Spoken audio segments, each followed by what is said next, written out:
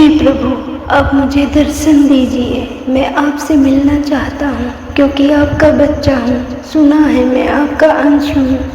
हे प्रभु, मैं एक बार आपको देखना चाहता हूँ। राधा वल्लभ श्री जी के YouTube चैनल पर आप सभी का स्वागत है। दोस्तों, श्री कृष्ण ने अपने श्रीमुख से स्वयं गीता में बताया है कि स्वरूप की, अपने चित्त की स्वरूप में स्थिति हो जाने से पदार्थों में, किसी व्यक्ति में, किसी परिस्थिति में कोई चाहत नहीं रहती, कोई स्पृहा नहीं रहती। बस प्रभु आप जैसे रखो वैसे ही बढ़िया। तो दोस्तों, आगे मिलकर देखते हैं पीछे के दो श्लोकों भगवान ने क्या कहा है। अन्वय व्यतिरेक रीति से खास नियम बता दिए। अब ऐसे नियमों का पालन करते हुए स्वरूप का ध्यान करने वाले साधक की क्या स्थिति होती है, यह आगे के श्लोक में बताते हैं। यदा विनियतं चित्तमात्मन्येवावतिष्ठते निःस्पृहः सर्वकामे भयो युक्त इत्युच्यते तदा। व्याख्या। इस अध्याय के 10वें से 13वें श्लोक तक सभी ध्यान योगी साधकों के लिए बिछाने और बैठने वाले आसनों की विधि बताई। 14वें और 15वें श्लोक में सगुण साकार के ध्यान का फल सहित वर्णन किया। फिर 16वें 17वें श्लोकों में सभी साधकों के लिए उपयोगी नियम बताए।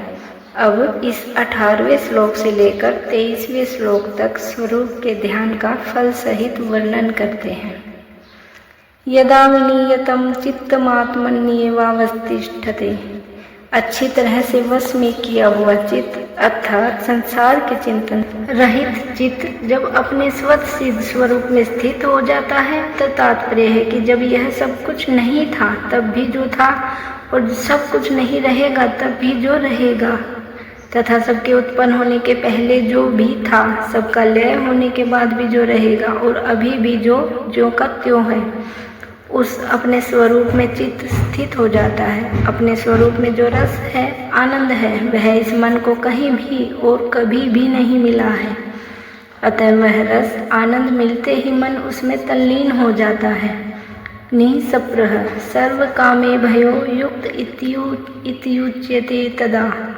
और जब वह प्राप्त अप्राप्त, दृष्ट अदृष्ट, इहलौकिक पारलौकिक, श्रुत अश्रुत संपूर्ण पदार्थों से, भोगों से निष्प्रह हो जाता है, अर्थात उसको किसी भी पदार्थ की, भोग की किंचित मात्र भी परवाह नहीं रहती, उस समय वह योगी कहा जाता है।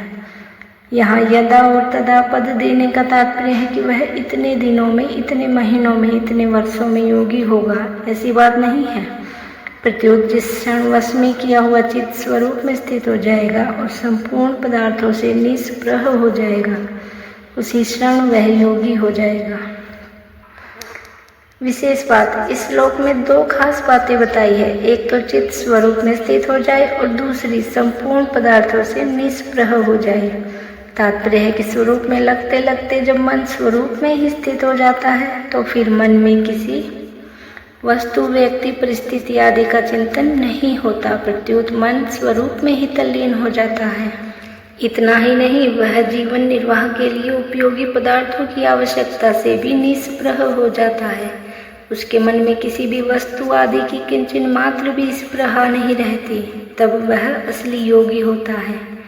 इसी अवस्था का संकेत पहले 4थे श्लोक में कर्मयोगी के लिए किया गया है कि जिस काल में इंद्रियों के अर्थों में और क्रियाओं में आसक्ति नहीं रहती तथा संपूर्ण संकल्पों का त्याग कर देता है, तब वह योगारूढ़ कहा जाता है।